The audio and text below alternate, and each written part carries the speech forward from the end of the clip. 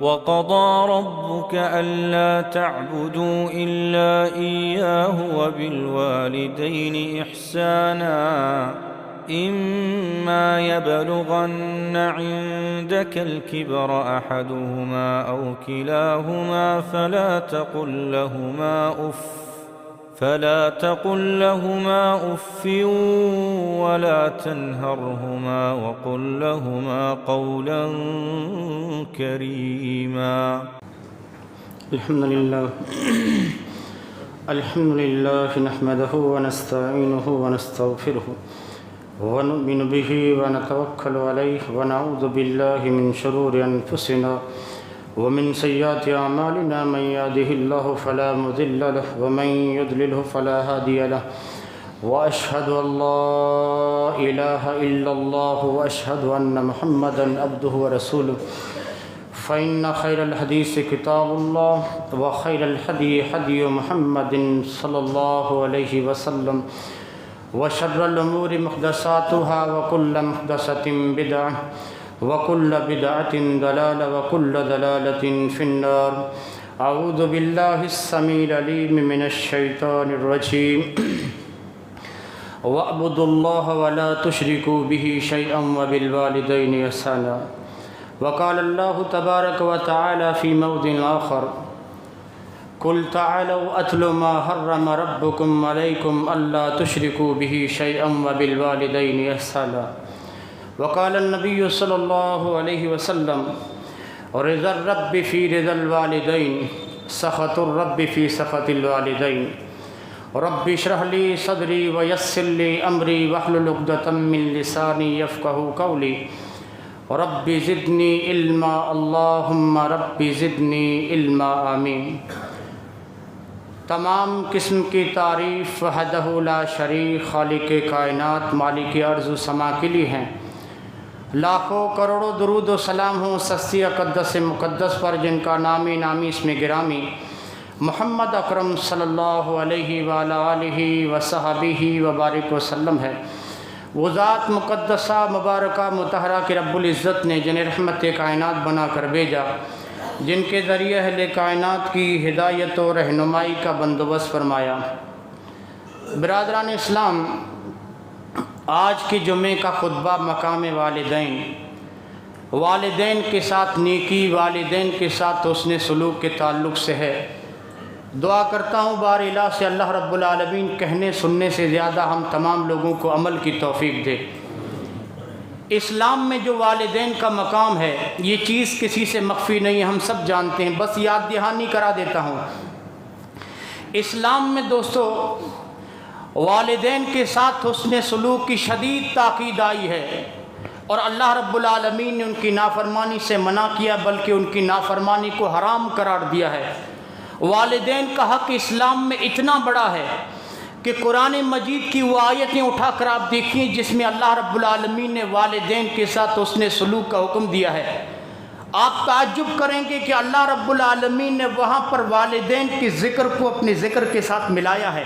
والدین کے حقوق کو اپنے حق کے ساتھ، جہاں اللہ نے اپنا حق ذکر کیا فوراً والدین کا حق ذکر کیا ہے. اس سے پتہ چلتا ہے کہ اسلام میں والدین کے حقوق کتنے بڑے ہیں، اور حقوق العباد پر اللہ رب العالمین نے مقدم رکھا ہے. اور محمد رسول اللہ صلی اللہ علیہ وسلم کی احادیث میں جب میں والدین کے ساتھ حسن سلوک کی فضیلت کو پڑھ رہا تھا تو میں اس نتیجے پر پہنچا ہوں کہ توحید کے بعد اگر جنت میں جانے کا سب سے زیادہ شارٹ کٹ اگر کوئی راستہ ہے تو والدین کی اطاعت و فرما برداری ہے. جنت میں جانے والے بہت سارے اعمال ہیں، جنت تک پہنچانے والے بہت سارے نیک عمل ہیں، لیکن واللہ العظیم احادیث پڑھنے کے بعد آپ خود سوچیں گے کہ توحید کے بعد جنت میں جانے کا مختصر اور شارٹ کٹ اگر کوئی راستہ ہے تو والدین کی اطاعت و فرما برداری ہے. اور خاص طور پر اس وقت جب بوڑھے ہو جائیں، ادھیڑ عمر کو پہنچ جائیں، بستر کے ہو جائیں والدین، اور اس وقت وہ آپ کے محتاج ہو جائیں، نہ اپنے آپ اٹھ سکتے ہیں، نہ کھا سکتے ہیں، نہ نہا سکتے ہیں، اس وقت اگر آپ ان کی خدمت کو سعادت سمجھیں، اس وقت اگر سائے کی سزا لگے رہیں اور ان کی خدمت میں آپ کو تھکائیں اور محنت کریں، واللہ العظیم میں کہتا ہوں بیڑا پار ہے. پھر اگر آپ سے راضی ہو کر والدین دنیا سے چلے جائیں، آخرت سنور جائے گی آپ لوگوں سے اور اللہ راضی ہو جائے گا آپ لوگوں سے.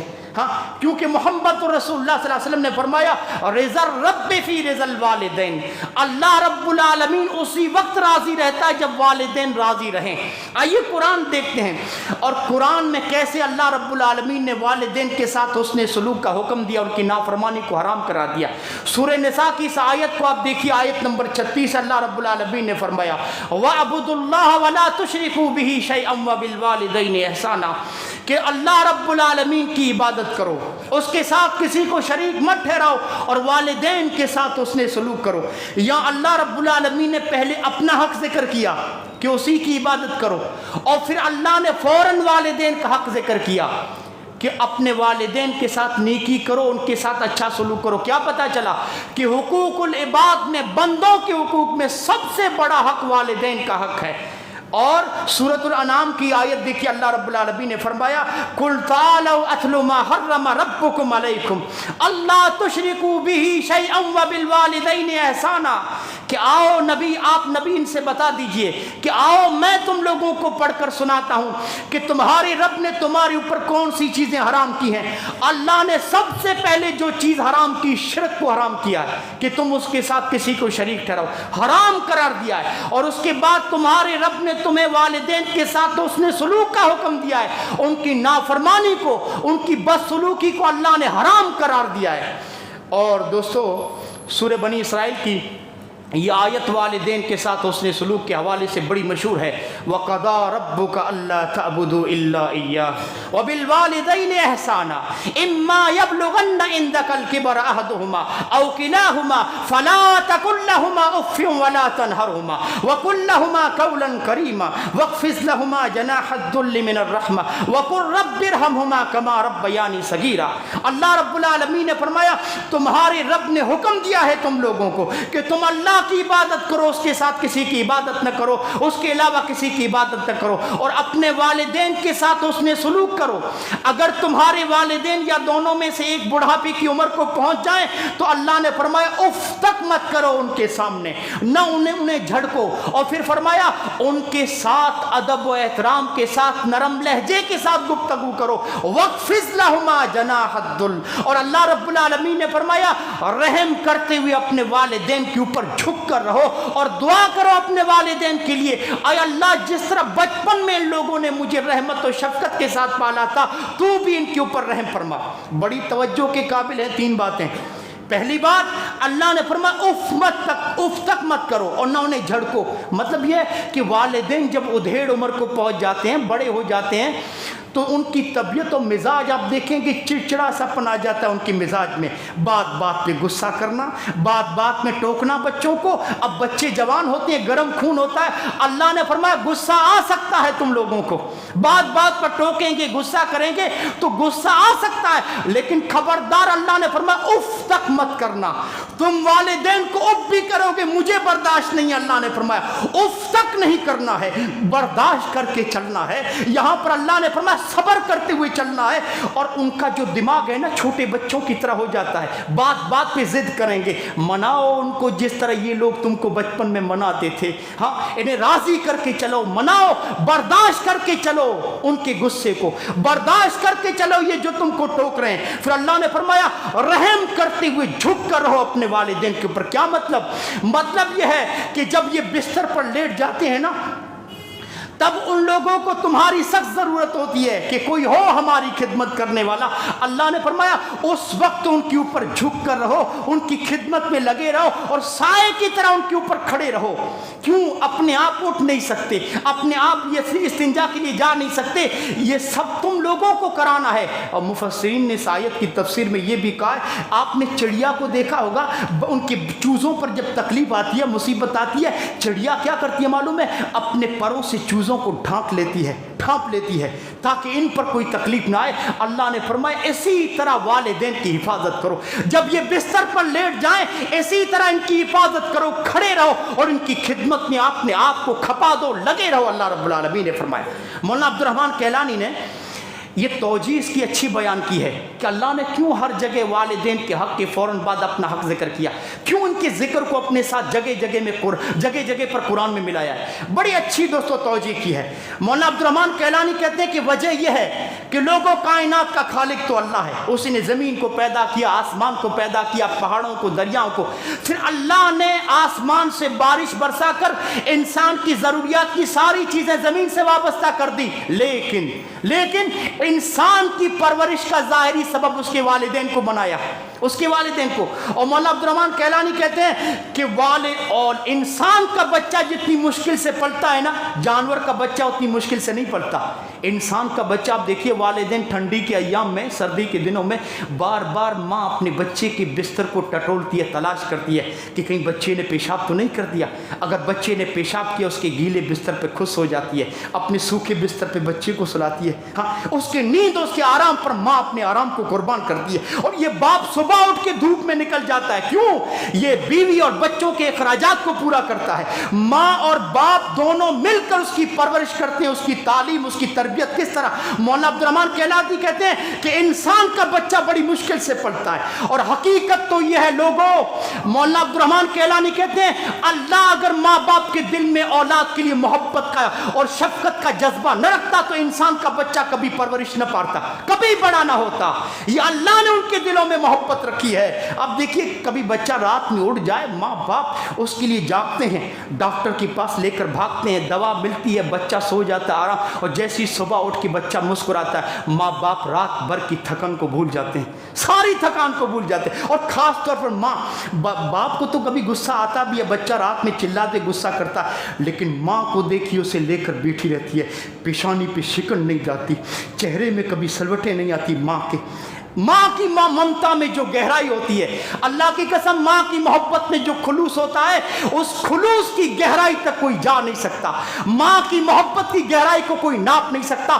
اللہ نے ماں کی ممتا کی تائید کی ہے. سورہ حج کی وہ آیت اٹھا کر دیکھیے، یوم یرونہا تذہل کل مرضعۃ عما ارضعت وتضع کل ذات حمل حملہا وتری الناس سکارا وما ہم بسکارا ولکن عذاب اللہ شدید. اللہ نے فرمایا لوگوں، قیامت کا زلزلہ اتنا شدید ہوگا، قیامت کی ہولناکی ایسی ہوگی کہ ماں اپنے بچے کو بھول جائے گی، ماں اپنے بچے کو بھول جائے گی. محمد رسول اللہ نے فرمایا بچے تمام ماں کو پیارے ہوتے ہیں، لیکن وہ بچہ جو ماں کا دودھ پیتا بچہ ہو، ماں کو سب سے زیادہ پیارا ہوتا ہے. ماں اس بچے کو بھول جائے گی، مطلب اللہ نے فرمایا لوگوں، قیامت کا زلزلہ اتنا شدید ہوگا کہ ماں سوچو اپنے بچے کو بھول جائے گی. اللہ ماں کی ممتا کی تائید کر رہا ہے، اللہ اس کی محبت کی مثال دے رہا ہے. اللہ نے فرمایا اندازہ لگاؤ یہ کتنا شدید زلزلہ ہوگا کہ ماں بھول جائے گی. اللہ نے یہاں پر یہ بولا ہے، اللہ رب العالمین نے قرآن کی آیت میں قیامت تک آنے والی نسلوں سے کہہ دیا کہ قیامت کا حادثہ ہی ماں کی ممتا کو کمزور کر سکتا ہے، قیامت کا زلزلہ ہی ماں کو اپنی بچے سے غافل کر سکتا ہے. قیامت سے چھوٹا کوئی حادثہ ماں کی ممتا کو کمزور نہیں کر سکتا، ماں کو بچے سے غافل نہیں کر سکتا، بس قیامت غافل کر سکتی ہے. اللہ نے اس کی ممتا کی مثال دی. اللہ اکبر. اور لوگوں، اور آپ دیکھیے نا قرآن مجید کی آیتوں میں اللہ رب العالمین نے والدین کے ساتھ حسن سلوک کا حکم دے کر ان کی نافرمانی کو رب العالمین نے حرام کرا دیا ہے. آپ دیکھیے ماں جو قربانیاں دیتی ہے بچے کے لیے، شریعت نے اس لیے کہا کہ باپ سے بڑا درجہ ماں کا ہے. ایک آدمی اللہ کے رسول صلی اللہ علیہ وسلم کے پاس آ کے پوچھتا، اللہ کے رسول میرے حسن سلوک کا سب سے زیادہ مستحق کون ہے؟ آپ نے فرمایا تمہاری ماں زیادہ مستحق ہے. اس نے کہا پھر کون؟ آپ نے فرمایا تمہاری ماں زیادہ مستحق ہے. اس نے کہا پھر کون؟ آپ نے فرمایا تمہاری ماں زیادہ مستحق ہے. 3 باتوں کی وجہ سے ماں کو یہ مرتبہ ملا. ایک تو 9 مہینہ بوجھ اٹھایا ہے، اپنے پیٹ میں اس بچے کا بوجھ اٹھایا ہے، اس کے بعد پیدائش کی تکلیف، اور اس کے بعد 2 سال تک اپنے خون کو جو میٹھے دودھ کی شکل میں بچے کو پلایا ہے. ان 3 باتوں کی وجہ سے اللہ کے رسول نے فرمایا تمہارے حسن سلوک کی سب سے زیادہ مستحق تمہاری ماں ہے. اور اسلام میں ماں باپ کا جو مرتبہ اور مقام ہے لوگوں، مذہب اور دین کا اختلاف بھی ان حقوق میں رکاوٹ نہیں بن سکتا. صلح حدیبیہ کے موقع پر حضرت اسماء رضی اللہ تعالیٰ عنہ، حضرت ابو بکر کی بیٹی محمد رسول اللہ کے پاس آتی ہے، کہتی ہے اللہ کے رسول میری ماں ابھی مسلمان نہیں ہوئی ہے، کافر ہے، لیکن میرے مال میں رغبت رکھتی ہے، وہ چاہتی ہے کہ میں اسے دوں. اسے پیسہ دوں, اسے خرچ کروں, کیا کر سکتی ہوں؟ محمد رسول اللہ نے فرمایا اسما مذہب کا اختلاف بھی ماں باپ کے حقوق میں رکاوٹ نہیں بن سکتا. خرچ کر اپنے ماں کے اوپر, خرچ کر اپنے ماں کے اوپر. احادیث آپ دیکھیے کہ محمد رسول اللہ نے والدین کے ساتھ حسن سلوک پر اللہ کے رسول صلی اللہ علیہ وسلم نے کیا فضیلتیں بتائی ہے, کتنا اجر و ثواب بتایا گیا ہے. اللہ کے رسول صلی اللہ علیہ وسلم نے فرمایا والدین کے ساتھ حسن سلوک یہ اللہ رب العالمین کو پسند عمل ہے, رب العالمین کی نظر میں محبوب عمل ہے. اور راوی عزیز حضرت عبداللہ بن مسعود ہیں, کہتے ہیں کہ میں نے محمد رسول اللہ صلی اللہ علیہ وسلم سے پوچھا ای العمل احب الی اللہ عز وجل, اے اللہ کے رسول رب کی نظر میں سب سے محبوب عمل کون سا ہے؟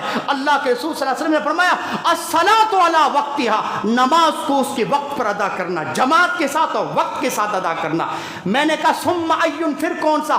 آپ نے فرمایا بر الوالدین, والدین کے ساتھ اس نے سلوک کرنا. میں نے پوچھا پھر کون سا؟ آپ نے فرمایا الجہاد فی سبیل اللہ, اللہ کی راہ میں جہاد کرنا.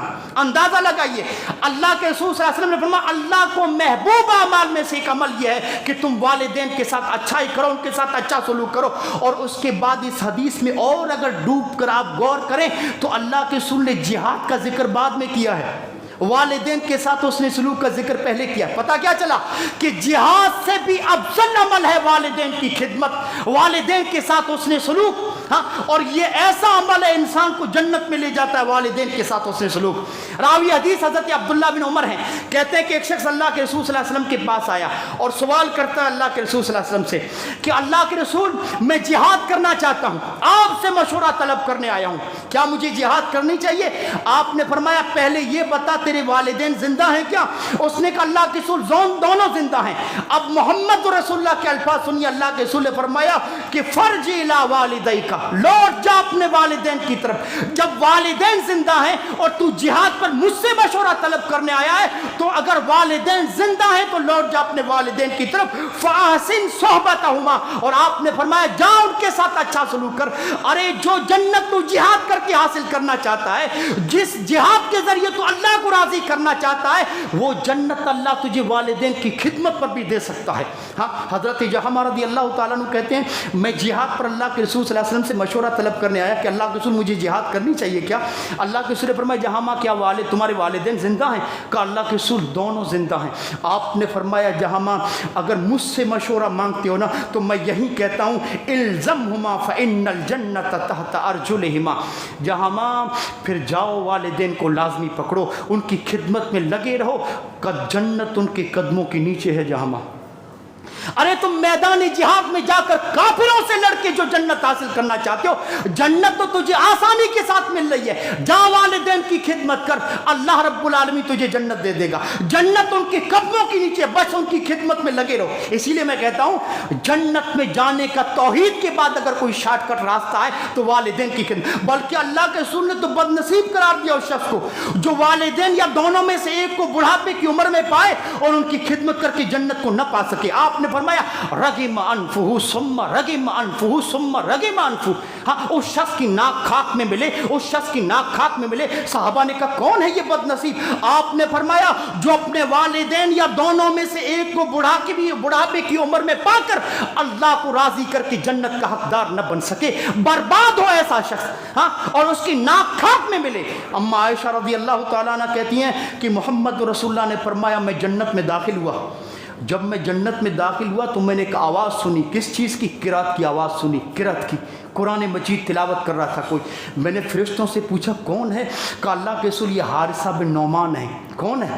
یہ حارثہ بن نعمان ہے. امام کائنات نے صحابہ کو مخاطب کر کے کہا کذالکم البر, کذالکم البر. لوگوں والدین کے ساتھ حسن سلوک کا اللہ ایسا بدلہ دیتا ہے, والدین کے ساتھ حسن سلوک کا ایسا بدلہ ملتا ہے. اور محدثین کہتے ہیں حارثہ بن نعمان ماں کے ساتھ ہمیشہ لگا رہتا تھا ان کی خدمت میں, ماں کو کبھی اکیلا نہیں چھوڑتا تھا, ماں کی خدمت میں اپنے آپ کو تھکا دیتا تھا. اور اللہ نے کیا مقام عطا کیا؟ جنت میں حارثہ بن نعمان قرآن پڑھ رہے اور محمد رسول اللہ نے ان کی قرات کو سنا ہے. ہاں, بڑا درجہ ہے دوستو. آپ کو معلوم ہے ماں باپ کی خدمت کی وجہ سے اللہ کبیرہ گناہوں کو مٹا دیتا ہے. कबीरा गुनाहों को। रावी हदीस इब्ने उमर है, कहते एक शख्स अल्लाह के रसूल सल्लल्लाहु अलैहि वसल्लम के पास है कि अल्लाह के रसूल मुझसे बड़ा गुनाह हुआ है कबीरा, तौबा की कबूलियत की कोई शर्त है क्या? आपने फरमाया तुम्हारी माँ जिंदा है क्या? लोगों माँ बाप की कदर करो। कबीरा गुनाह की शिकायत कर रहे हैं, अल्लाह के रसूल माँ के बारे में पूछ रहे हैं। हाँ, माँ की कदर करो, माँ की अहमियत समझो। अगर अभी भी आपके माँ बाप जिंदा है, खुश नसीब हैं आप, अल्लाह ने आपको खिदमत का मौका दे दिया है। कितने ऐसे होते हैं माँ बाप इंतकाल कर जाते हैं, कितने इंतकाल, और आपके माँ बाप जिंदा हैं, खुश नसीब हैं। अगर गुस्ताखियां हुई हैं, जुल्म किया है माँ बाप के ऊपर, गाली गुलूज किया है, जाओ माफी मांगो, उनसे माफी मांगो। आपने फरमाया माँ जिंदा है क्या? उसने कहा अल्लाह के रसूल माँ तो मेरी जिंदा नहीं है। आपने फरमाया खाला जिंदा है क्या तुम्हारी? खाला, खाला जो मौसी होती है ना, माँ के दर्जे में होती है। कहा अल्लाह के रसूल खाला तो जिंदा है। आपने फरमाया जा जा खाला के साथ अच्छा सलूक कर, खाला की खिदमत कर, अल्लाह तुम्हारे कबीरा गुनाह को मिटा देगा, अल्लाह माफ कर देगा तुम्हारे गुनाह को। और मोहम्मद रसूलुल्लाह ने फरमाया अगर कोई चाहता है उसकी उम्र में बरकत हो, उसके रिज्क में बरकत हो, आपने फरमाया फिर उसे वालिदैन की खिदमत करनी चाहिए। हदीस की रावी हज़रत अनस है कि मोहम्मद रसूलुल्लाह सल्लल्लाहु अलैहि वसल्लम ने फरमाया, मतन देखिए हदीस का, आपने फरमाया मन सर्रहु अन युमद्द फी उम्रिही व युज़ाद फी रिज़्किही फलयबर वालिदैहि वलयसिल रहिमहु। इमाम कायनात ने फरमाया जिस शख्स को ये बात पसंद हो कि अल्लाह उसकी उम्र में बरकत दे, अल्लाह रब्बुल आलमीन उसके रिज्क में फरमानी अता करे, वो अपने वालिदैन की खिदमत करे और रिश्तेदारों के साथ अच्छा सलूक करे, रिश्तेदारों के साथ सलाह रहमी करे। उम्र में बरकत का क्या मतलब है? मुहद्दिसीन कहते हैं एक तो ये है कि उम्र अगर मुकद्दर में 50 साल है तो 50 साल ही रहेगी, लेकिन अल्लाह इस 50 साल में उसे नेक अमल की तौफीक दे देता है वालिदैन की खिदमत की वजह से, या तो वाक़ियतन हकीकत में अल्लाह उसकी उम्र बढ़ा देता है नेक अमल करने के लिए। अगर चाहते हो कि उम्र में बरकत और रिज्क में बरकत हो, वालिदैन की खिदमत करो। हज़रत अब्दुल्लाह बिन उमर कहते हैं मोहम्मद रसूलुल्लाह ने फरमाया वालिदैन की खिदमत की वजह से अल्लाह दुआओं को कभी रद्द नहीं करता, दुआएं कबूल होती है और मुसीबतें अल्लाह टाल देता है, मुसीबतों से बचाता है। वो हदीस आपने 12 सुनी होगी, आज गौर तो कीजिए इस हदीस पर। अल्लाह के रसूल ने फरमाया 3 लोग बारिश से बचने के लिए एक गार में पनाह लेते हैं, पत्थर गिरता है पहाड़ के ऊपर से, गार के मुंह पे आके गिरता है, गार का मुंह बंद हो जाता है, हटाने की कोशिश करते हैं, पत्थर नहीं हटता। आपस में मशवरा करके कहते हैं लाओ अगर ज़िंदगी में कोई इखलास और अल्लाह की रज़ा के लिए अमल किया हो तो आओ उस अमल को सामने रख के दुआ करें, अल्लाह निकलने का रास्ता पैदा कर दे। उसमें से एक शख्स ने क्या दुआ की, देखिए मेरे मौजू से उस दुआ का ताल्लुक है। उस शख्स ने कहा अल्लाह मेरे बूढ़े माँ बाप थे, मेरे बीवी बच्चे भी थे, मैं बकरियाँ चराने वाला था, आय अल्लाह बकरियाँ चरा कर शाम को जब घर आता तो दूध निकाल कर सबसे पहले वालिदैन को पिलाता, फिर बच्चों को पिलाता था। आय अल्लाह तू इस बात का गवाह है कि एक मर्तबा चरागाह दूर होने की वजह से जंगल में काफी दूर निकल गया और घर वापस लौटते लौटते काफी रात हो चुकी थी, देर रात में लौटा, वालिदैन सो चुके थे। मैंने दूध निकाला बकरियों का और वालिदैन के सरहाने खड़ा हो गया, जगाना उनको मुनासिब न समझा कि उनकी नींद में खलल पड़ेगा, सरहाने दूध लेके खड़ा रहा और अल्लाह तू जानता है मेरे बच्चे भूख की वजह से मेरा पैर पकड़कर बिलक रहे थे, रो रहे थे भूख की वजह से, लेकिन वालिदैन से पहले उनको पिलाना मैंने मुनासिब न समझा। वालिदैन अपने आप उठते हैं, उनको दूध पिलाया, फिर भूखे बच्चों को पिलाया। आय अल्लाह ये अमल अगर तेरी रजा के लिए इखलास के साथ मुझसे हुआ है तो यहां से निकलने का रास्ता पैदा कर दे। मोहम्मद रसूलुल्लाह ने फरमाया चट्टान हटी और उन दो ने भी दुआ की, चट्टान हट गई, सही सलामत निकल गए। क्या पता चला बड़ी बड़ी मुसीबतों से अल्लाह निकाल देता है वालिदैन की खिदमत की वजह से, दुआओं को कबूल करता। न सिर्फ वालिदैन की खिदमत से दुआएं कबूल होती हैं बल्कि कोई दुआ रद्द नहीं होती आपकी, मुस्तजाबुद दावत बन जाते हैं। आपने उवैस करनी का नाम सुना होगा, बहुत बड़े ताबी हैं। उवैस करनी यमन का एक इलाका कर्न के रहने वाले थे, मोहम्मद रसूलुल्लाह के ज़माने में मौजूद थे, इस्लाम कबूल किया लेकिन सहाबी नहीं बन सके। इसलिए क्या कहते हैं लोग, कहते हैं कि ताबई में सबसे बड़े ताबी सईद बिन मुसय्यब है, गलत है। इल्म के एतबार से हैं सईद बिन मुसय्यब, लेकिन बुजुर्गी दर्जे मकाम और मर्तबे के एतबार से सबसे बड़े ताबी मुहद्दिसीन कहते हैं उवैस करनी है, सबसे बड़े ताबी उवैस करनी है। और कर्न के रहने वाले थे। सहाबी होने के लिए शर्त यह है कि इंसान ईमान लाए और अल्लाह के रसूल को भी देखे। मैं पढ़ लिख कर आलिम तो बन सकता हूँ, इंजीनियर और डॉक्टर तो बन सकता हूँ, लेकिन सहाबी नहीं बन सकता। وہ خاص زمانہ تھا، خاص وقت تھا، محمد رسول اللہ کی بعثت ہوئی، اللہ نے کچھ لوگوں کو چن لیا، محمد رسول اللہ کو دیکھ کر ایمان لے آئے، ایمان کی حالت میں مر گئے، وہ صحابی بن گئے، وہ صحابی بن گئے۔ اور ان کے بارے میں اللہ کے رسول نے زندگی کے آخری ایام میں کہا تھا، لوگوں میرا کوئی بھی صحابی انشاءاللہ جہنم کے اندر نہیں جائے گا۔ علماء کہتے ہیں یہ اللہ کے رسول نے جو انشاءاللہ کہا یہ تبرک کے طور پر کہا ہے، ورنہ پوری امت کا اجماع ہے کہ کوئی بھی صحابی جہنم کے اندر جا ہی نہیں سکتا۔ کیوں؟ کیونکہ انہوں نے محمد رسول اللہ کی زبان سے قرآن کو سنا تھا، محمد رسول اللہ کو اپنی آنکھوں سے دیکھا تھا۔ بہت بڑی بات ہو گئی محمد رسول اللہ کے زمانے کو پانا اور آپ کو دیکھنا، لیکن اویس نہیں دیکھ پائے، صحابی نہیں بن پائے۔ کیوں؟ ماں تھی ان کی ایک بوڑھی، ماں کی خدمت کی وجہ سے مدینہ نہیں آ پائے، آپ کے دید کا شرف انہیں نہ مل سکا۔ ایک مرتبہ تو بیتاب ہو گئے اویس کرنی، کہا اللہ کے رسول آپ کے دید کے لگن میں محبت میں میرا سینہ پھٹ چلا ہے، آپ کی دید کے لیے میں آ رہا ہوں مدینہ۔ اللہ کے رسول نے واپس قافلے والوں کے ساتھ وہ پیغام بھیجا اویس کو، اویس مت آنا، تمہاری بوڑھی ماں ہے، تمہارے آنے کے بعد تمہاری ماں کی خدمت کرنے والا کوئی نہیں رہے گا۔ اویس آج نہیں تو انشاءاللہ جنت کے دروازوں پہ ملاقات ہو جائے گی، لیکن بوڑھی ماں کو چھوڑ کے مت آنا۔ آپ کو معلوم ہے نہیں آئے اویس کرنی، نہیں آئے، اللہ کے رسول کو نہیں دیکھ پائے۔ آپ کو معلوم ہے اس ماں کی خدمت کی وجہ سے اللہ نے جبریل کو بھیجا، اویس نے جو ماں کی خدمت کی تھی اللہ نے جبریل کو بھیجا کہ جاؤ میرے نبی سے کہہ دو صلی اللہ علیہ وسلم، میرے نبی سے کہہ دو کہ اس خدمت کی وجہ سے میں اویس کی کسی دعا کو رد نہیں کرتا، میری نظر میں اویس مستجاب الدعوات ہیں۔ اللہ نے جبریل کے ذریعے محمد رسول اللہ، اور محمد رسول اللہ نے اپنی زندگی کے آخری ایام میں حضرت عمر سے کہا، عمر اگر تمہارے دور خلافت میں اگر اویس سے کبھی ملاقات ہو جائے اپنے لیے دعا ضرور کرانا۔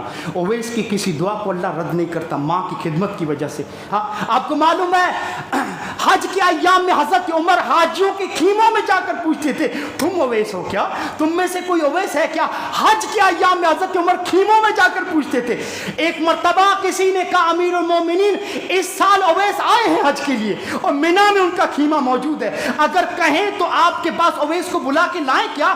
امیر المومنین حضرت عمر کانپ اٹھے، کہا لوگوں عمر کی کیا مجال، عمر کی کیا حیثیت کہ اس انسان کو اپنے پاس بلائے جس کی رب کی نظر میں اتنی اہمیت اور قدر ہے، اللہ اس کی کسی دعا کو رد نہیں کر سکتا۔ عمر کی کیا مجال کہ اویس کو اپنے پاس بلائے، عمر چل کر جائے گا اویس کے پاس، چل کر جائے گا۔ عمر اویس کے خیمے میں بیٹھ کے جاتے ہیں، کہا تم اویس ہو؟ کہاں عمر میں اویس ہوں۔ کہا اویس دعا کرو عمر کے لیے، دعا کرو عمر کے لیے۔ کہا عمر کیا کہہ رہے ہو امیر المومنین، کیا کہہ رہے ہو؟ آپ تو محمد رسول اللہ کے نائب ہیں، خلیفہ ہیں، اسلام کو دنیا کے کناروں تک پہنچایا ہے، مجھ معمولی انسان سے آپ دعا کرائیں گے؟ کہا اویس امیر المومنین کی جو فضیلتیں تو بتا رہا ہے تیری ساری باتیں صحیح ہیں، لیکن اویس میری دعا پتہ نہیں قبول ہوگی کہ نہیں، لیکن تمہاری دعا کے بارے میں خود اللہ نے محمد رسول اللہ سے کہا ہے کہ تمہاری دعا کو اللہ کبھی رد نہیں کرتا۔ ہاں کہا تم وہی اویس ہو نا جس کی جسم پہ برس کا داغ تھا جو گھس گھس کر اتنا سا رہ گیا؟ کہا ہاں امیر المومنین وہی اویس ہوں۔ معلوم ہے برس کی بیماری ختم نہیں ہوتی، لا علاج مرض ہوتا ہے، لیکن محدثین کہتے ہیں ماں کی خدمت کی وجہ سے اللہ نے بیماری ختم کر دی، اویس کی بیماری ختم کر دی۔ کہا اویس اگر وہی اویس ہو تو عمر کے لیے دعا کر دو، عمر کے لیے دعا کر دو۔ صحابی تابعی کو دعا کے لیے بول رہے ہیں، اور وہ صحابی جن کے بارے میں محمد رسول اللہ نے کہا تھا عمر اگر نبوت کا سلسلہ مجھ پہ ختم نہ ہوتا اگلے نبی اللہ آپ کو بناتا، وہ صحابی تابعی سے دعا کرا رہا ہے۔ کیوں؟ اس تابعی کو یہ مرتبہ کیوں ملا؟ ماں کی خدمت کی وجہ سے۔ لوگوں ماں کی خدمت کی وجہ سے، والدین کی خدمت بہت بڑی چیز ہے، اور میں آپ لوگوں کو بتاتا چلوں جو والدین کے ساتھ بد زبانی کرتے ہیں، والدین کے لیے زبان کھولتے ہیں اور ان کی نافرمانی کرتے ہیں، دوستو اس کے نتائج کتنے خطرناک ہوتے ہیں۔ راوی حدیث حضرت ابو بکر ہیں، محمد رسول اللہ نے صحابہ کو بٹھا کر پوچھا الا انبئکم باکبر الکبائر، کیا میں تم لوگوں کو بڑے گناہ کے بارے میں نہ بتاؤں؟ صحابہ نے کہا ضرور بتائیے۔ آپ نے فرمایا الاشراک باللہ وعقوق الوالدین، سب سے بڑا گناہ ہے اللہ کے ساتھ کسی کو شریک ٹھہرانا، والدین کی نافرمانی کرنا، سب سے بڑا گناہ۔ اندازہ لگائیے شرک کے ساتھ اللہ کے رسول والدین کی نافرمانی کو ملا رہے ہیں۔ ہاں اللہ کے نزدیک کتنا سنگین جرم ہے والدین کی نافرمانی کا، سب سے بڑا گناہ شرک اور اللہ والدین کی نافرمانی۔ اس کے بعد اللہ کے رسول نے فرمایا جو والدین کا نافرمان ہے میدان محشر میں اللہ ایسے انسان کو دیکھے گا نہیں جس کے والدین ناراض ہو کے چلے گئے, والدین کو رنجھاڑا ہے, والدین کو دکھ دیا ہے, بس زبانی کی ہے, اللہ دیکھے گا نہیں. محمد رسول اللہ صلی اللہ علیہ وسلم نے فرمایا 3 لوگوں کی طرف اللہ نظر رحمت سے نہیں دیکھے گا. کون؟ ایک والدین کا نافرمان, دوسرا ہمیشہ شراب پینے والا, اور تیسرا احسان جتلانے والا. اور اللہ کے رسول نے فرمایا 3 لوگ ایسے ہیں جو جنت میں نہیں جا سکتے. کون؟ والدین کا نافرمان, دیوس انسان جس کے گھر میں بدکاری ہو رہی ہے اور خاموشی سے اس بدکاری کو دیکھ رہا ہے, روکتا نہیں ہے. دیوس یہ کبھی جنت میں نہیں جا سکتا. اور آپ نے فرمایا وہ عورت جو مردوں کی مشابہت اختیار کرتی ہے, یہ 3 لوگ جنت میں نہیں جا سکتے. اور ابو ہریرہ کہتے ہیں, صحیح مسلم کی روایت ہے کہ اللہ کے رسول نے بد دعا کی ہے والدین کے نافرمان کے لیے. ایک مرتبہ اللہ کے رسول خطبہ دینے کے لیے ممبر پہ چڑھ رہے تھے. پہلی سیڑھی پہ قدم رکھا, آپ نے فرمایا آمین. دوسری سیڑھی پر قدم رکھا, کہا آمین. تیسری سیڑھی پہ آپ نے فرمایا آمین. صحابہ نے کہا اللہ کے رسول آج تو آپ نے خلاف معمول کیا, ایسا تو آپ نے پہلے کبھی نہیں کیا تھا کہ سیڑھی پر چڑھ کر آمین کہا. آپ نے فرمایا لوگوں آج جب میں نے پہلی سیڑھی پہ قدم رکھا تو جبریل نے کہا اللہ کے رسول ایک ایسا شخص جو اپنے والدین یا دونوں میں سے ایک کو بڑھاپے کی عمر میں پائے اور ان کی خدمت کر کے اللہ کو راضی کر کے جنت کو نہ پا سکے, اے اللہ کے رسول یہ انسان مر جائے جہنم کے اندر چلا جائے, اللہ اس کو اپنی رحمت سے دور کر دے. آپ کہہ دیجیے آمین. اللہ کے رسول نے فرمایا میں نے کہا آمین. کہ اللہ کے رسول ایک ایسا شخص جو رمضان کے مہینے کو پائے, اس کے روزے رکھ کر عبادتیں کر کے اللہ کو راضی نہ کر سکے, اپنی مغفرت نہ کروا سکے, وہ بھی مر جائے جہنم میں چلا جائے, اللہ اس کو بھی اپنی رحمت سے دور کر دے. آپ کہہ دیجیے آمین. اللہ کے رسول نے فرمایا میں نے کہا آمین. کہ اللہ کے رسول ایک ایسا شخص جس کے پاس آپ کا نام لیا جائے, محمد کہا جائے, اور وہ صلی اللہ علیہ وسلم نہ کہے, آپ پہ درود نہ بھیجے, وہ بھی مر جائے جہنم کے اندر چلا جائے, اللہ اس کو بھی اپنی رحمت سے دور کر دے. آپ کہہ دیجیے آمین. محمد رسول اللہ نے فرمایا آمین. بد دعا جبریل کر رہے ہیں, آمین محمد رسول اللہ کی ہے. لوگوں اس دعا کی قبولیت میں کوئی شک نہیں ہے, کوئی شک نہیں ہے. بچو والدین کی نافرمانی سے. اور اللہ کے رسول نے تو یہاں تک فرمایا, حدیث کے راوی حضرت عمر بن مرہ الجہنی ہیں, کہتے ہیں اللہ کے رسول نے فرمایا والدین کا نافرمان میدان محشر میں کھڑا ہے, زندگی میں اس کی نمازیں نہیں چھوٹی, زندگی میں کبھی برائی نہیں کی, کوئی گناہ کا کام نہیں کیا, لیکن اللہ اس کی ساری نیکیوں کو برباد کر دے گا اگر والدین کا نافرمان ہے تو. ایک شخص اللہ کے رسول کے پاس ہے کہ اللہ کے رسول میں سچے دل کے ساتھ گواہی دیتا ہوں اللہ کے سوا کوئی معبود نہیں, آپ اللہ کے سچے رسول ہیں, نماز پابندی کے ساتھ پڑھوں گا, روزہ رکھوں گا, زکوٰۃ دوں گا. خاموش ہو گیا وہ انسان. آپ نے ہاتھ اٹھا کر کہا لوگوں سنو, یہ بندہ جو کہہ رہا ہے نا, اگر ان اعمال پر کسی شخص کی موت ہو جائے تو کل قیامت کے دن نبیوں کے ساتھ اس کا حشر ہوگا, صدیقین اور شہداء کے ساتھ اس کا حشر ہوگا, بس شرط یہ ہے کہ اگر والدین کا نافرمان نہ ہو تو. شرط یہ ہے کہ والدین کی نافرمانی نہیں کیا ہے تو, ورنہ ان اعمال کو بھی اللہ برباد کر دے گا اور جہنم کے اندر پھینک دے گا. ابو ہریرہ کہتے ہیں اللہ کے رسول نے فرمایا وہ شخص ملعون ہے, وہ شخص پر اللہ کی لعنت ہو, شخص پر اللہ کی لعنت ہو. صحابہ نے کہا کون؟ آپ نے فرمایا والدین کا نافرمان, والدین کے نافرمان پر اللہ کی لعنت ہو. عوام بن اوشب ایک حدیث کے راوی ہیں, صحیح ترغیب و ترہیب میں اس حدیث کو دوستوں روایت کیا گیا ہے, اور علامہ البانی نے اس حدیث کو صحیح کہا. حدیث کے راوی ہیں, کہتے ہیں میں کسی علاقے میں گیا حدیث کے لیے, اس علاقے میں قبرستان تھا, عصر کا بعد کا وقت ہوا تو قبرستان پھٹا, ایک قبر پھٹی, اس میں سے ایک انسان نکلا, اس کا جسم پورا, انسان کا سر اس کا پورا گدھے جیسا تھا, 3 مرتبہ گدھے کی طرح آواز لگائی, واپس قبر میں چلا گیا. میں نے وہاں لوگوں سے پوچھا تو لوگوں نے بتایا وہ جو اونی دھاگا کاٹ رہی ہے نا اس کی ماں ہے, سگی اس کی ماں ہے, اس سے جا کے پوچھو. اس نے جا کے کہا اماں کیا ماجرا ہے, کون ہے یہ؟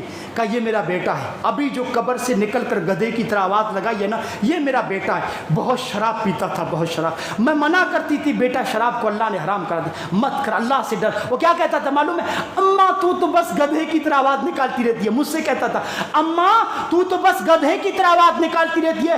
بیٹا پھر مر گیا میرا بعد, عصر کے بعد مرا تھا, اب جب سے مرا ہے ہر عصر کے بعد, ہر دن عصر کے بعد اس کی قبر پھٹتی ہے, نکلتا ہے, گدھے کی طرح آواز نکالتا ہے, پھر اپنی قبر میں چلا جاتا ہے. صحیح ترغیب و ترہیب میں روایت موجود ہے, اور علامہ البانی نے اس کو صحیح کہا. لوگوں والدین کی نافرمانی سے بچو, بچو. اگر والدین موجود ہیں آپ کی زندگی میں, خدمت کرو, ان کے حقوق ادا کرو. کیا ہے ان کے حقوق؟ سب سے بڑا حق ہے ان کی خدمت کرو. بوڑھے ہو چکے ہیں, بستر کے ہو چکے ہیں, مت جدا ہو, ان کے چھوڑ کر مت جاؤ. آپ کی سخت ضرورت ہے ان لوگوں کو, ان کی خدمت میں اپنے آپ کو تھکاؤ, محنت کرو, اس کے بعد ان کے اوپر خرچ کرو. جس چیز کی خواہش فرمائش کرا آپ کا باپ، آپ کے والدین، ارے لا کے دو، کھانے کی چیزوں، پہننے کی چیزوں لا کر دو۔ ایک دیہاتی اللہ کے رسول کے پاس آتا ہے، کہتا ہے اللہ کے رسول میرا باپ ہے، میں میرے مال میں سے آ کے لے لیتا ہے، مجھ سے مانگ لیتا ہے پیسہ وغیرہ، لیکن اللہ کے رسول جب میں اس کے مال میں سے کچھ لیتا ہوں تو منع کر دیتا ہے۔ آپ نے فرمایا تمہارے باپ کا بھی میں تمہارے باپ کی بھی بات سنوں گا، وہ آ سکتے ہیں کیا؟ وہ بوڑھا انسان تھا، لاٹھی کے سہارے محمد رسول اللہ کے پاس آتا ہے اور بیٹھ جاتا ہے۔ اس نے کہا اللہ کے رسول میں بھی کچھ کہنا چاہتا ہوں۔ بوڑھا انسان کانپتی ہوئی آواز میں بولتا میں بھی کچھ کہنا چاہتا ہوں۔ آپ نے فرمایا ضرور کہو، میں دونوں طرف کی بات سن کے پھر فیصلہ کرتا ہوں، اسی لیے تم کو بلایا ہے، کہو۔ رو پڑتا ہے وہ بوڑھا، رو دیتا ہے کہ اللہ کے رسول ایک دور تھا، ایک زمانہ تھا، یہ چھوٹا سا تھا، یہ اتنا مجبور و محتاج تھا، جب اس کو انگلی اٹھا کے انگلی پکڑ کے وہ ہاتھ پکڑتا تھا تب اٹھ پاتا تھا، انگلی پکڑ کے میری چلتا تھا۔ اے اللہ کے رسول یہ اس وقت محتاج تھا، اگر میں اس کا ساتھ نہ دیتا، اسے چھوڑ دیتا تو کون اس کی پرورش کرتا، کون اس کے اوپر خرچ کرتا؟ اس وقت میں کماتا تھا، جیب میرا بھرا رہتا تھا۔ اے اللہ کے رسول اس کی پرورش کی کیوں؟ کیونکہ آج میں عمر کے اس مرحلے میں ہوں، میں کما نہیں سکتا، یہ میرے کام آ جائے، اسی لیے اس کی پرورش کی ہے۔ اے اللہ کے رسول آج تھوڑا سا خرچہ مانگ لیتا ہوں تو غصہ ہو جاتا ہے۔ محمد رسول اللہ بھی رو پڑے، اس بوڑھے کی بات سن کر اللہ کے رسول بھی رو پڑے۔ آپ نے اس نوجوان سے کہا خبردار خبردار خبردار، تو بھی اور تیرا مال بھی تیرے باپ کا ہے، تمہارے خرچ کا سب سے زیادہ مستحق تمہارا باپ ہے۔ ارے تمہارا باپ آ کے رو رہا ہے، شرم نہیں آتی تم کو؟ تمہارا باپ آ کے میرے پاس رو رہا ہے، باپ کے اوپر خرچ کر جو مانگتا ہے، خبردار اگر تم نے انکار کیا۔ آپ نے فرمایا تو بھی اور تیرے اوپر تیرا کوئی حق نہیں ہے، تیرے باپ کا حق ہے، اسی لیے تمہاری پرورش کی ہے۔ یہ گھبرو جو جوان تم کو بنائے صرف اس لیے کہ تو اس کے اوپر خرچ کرے۔ خرچ کرو والدین کے اوپر اور دعائیں کرو۔ نمازوں کے بعد جب دعاؤں کے لیے ہاتھ اٹھے اس وقت تک ہاتھ زمین پہ نہیں گرنا چاہیے جب تک والدین کے لیے خیر و بھلائی نہ مانگ لو۔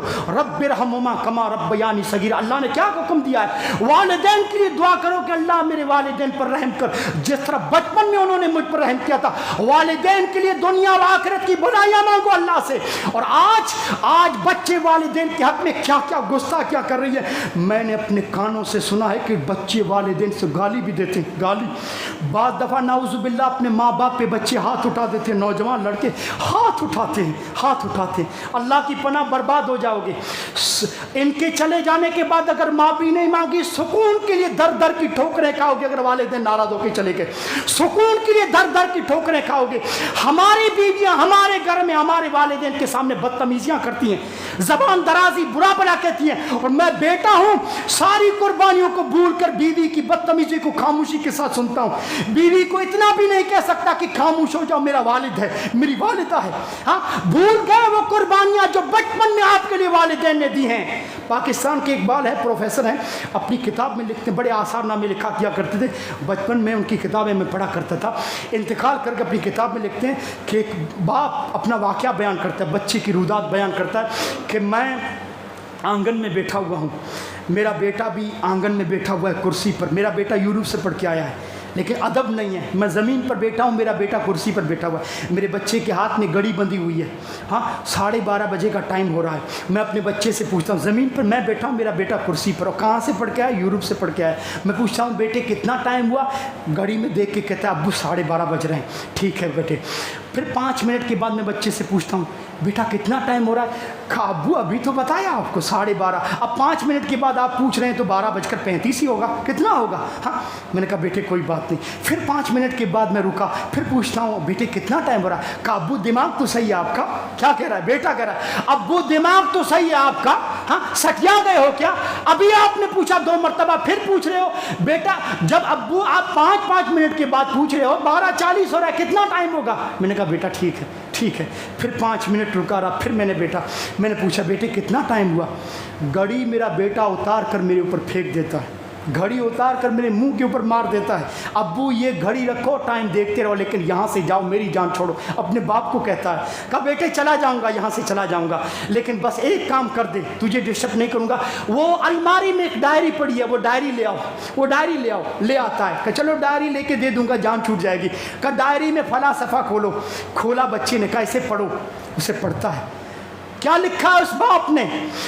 باپ نے لکھا ہے کہ میں اپنے آنگن میں بیٹھا ہوں، اور میں کرسی پر بیٹھا ہوں, میرا بیٹا زمین پر کھیل رہا ہے. یہ جو جوان ہے نا بدتمیزی کر رہا ہے, اسی کے بارے میں 23 سال پہلے کا واقعہ لکھا ہے ڈائری میں, اور ڈائری کو 25 سال تک محفوظ رکھا تھا کہ میرا بیٹا زمین پر کھیل رہا ہے مٹی میں.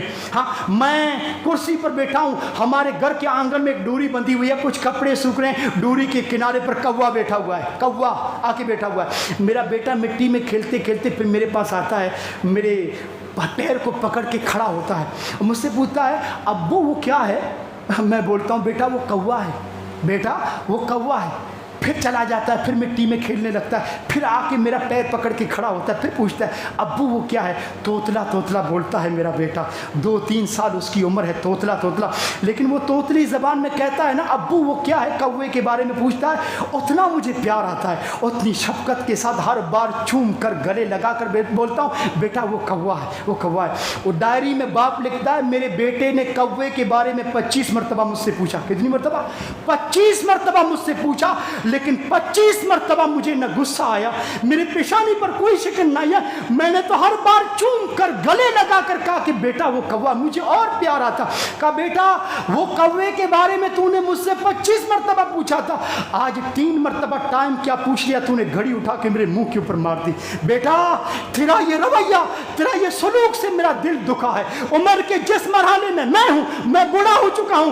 بیٹے یہ جو گبرو جوان بنایا ہے تجھے اس وقت کے لیے, تیری مجھے سخت ضرورت پڑے گی. اگر اس طرح تیرا رویہ رہا تو بیٹے میں ٹوٹ جاؤں گا اور بکھر جاؤں گا. لوگ اپنے والدین کے بارے میں یہاں تک کہتے ہیں, والدین کے بارے میں نہ مرتے ہیں نہ مرکز چھوڑتے ہیں. کیا بولتے ہیں؟ نہ مرتے ہیں نہ مرکز چھوڑتے ہیں. ارے اگر یہ مر گئے, یہ جو کمزور چارپائی پر بیٹھے ہیں نا, یہ اگر مر گئے تو تجھے دعائیں دینے والا کوئی نہیں رہے گا, تجھے دعائیں دینے والا کوئی نہیں رہے گا.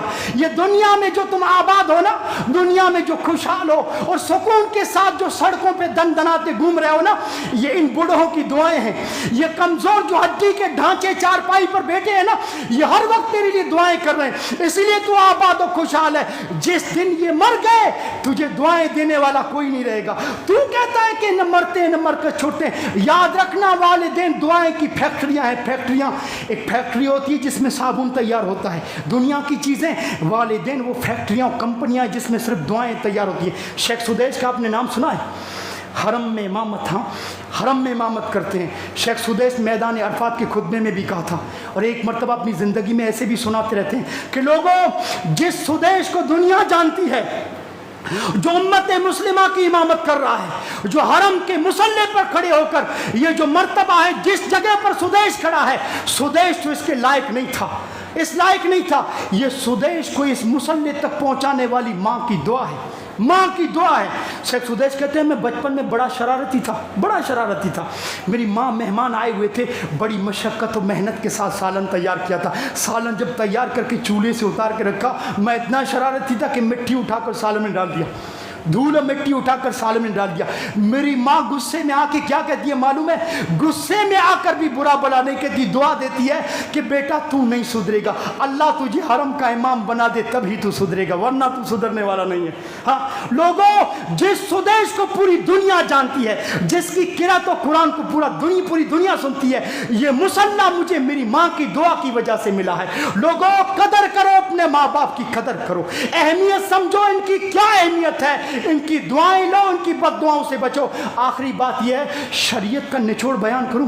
ساری کتاب و سنت کی باتیں دوستو لکھنے کے باوجود بھی میں اس نتیجے پہ پہنچا کہ والدین کی خدمت کر کے, ان کے لیے اپنے آپ کو تھکا کے, محنت کر کے, ان کے لیے ساری قربانیاں دے کے, والدین وہ ہستیاں ہیں. اسلام میں ان کا مقام اتنا بڑا ہے کہ آخر میں انسان کو یہ اقرار کرنا پڑتا ہے کہ حق تو یہ ہے کہ حق ادا نہ ہوا, حق تو یہ ہے کہ حق ادا نہ ہوا. میری ماں نے جو تکلیفیں اٹھائی ہیں, میرے باپ نے جو مصیبتیں جھیلی ہوئی ہیں, میں ان کے حقوق ادا کر کے حق ادا نہ کر سکا. عمرہ کرنے آیا تھا ایک شخص, عبداللہ بن عمر بھی عمرے کے لیے پہنچے ہوئے تھے مکے میں.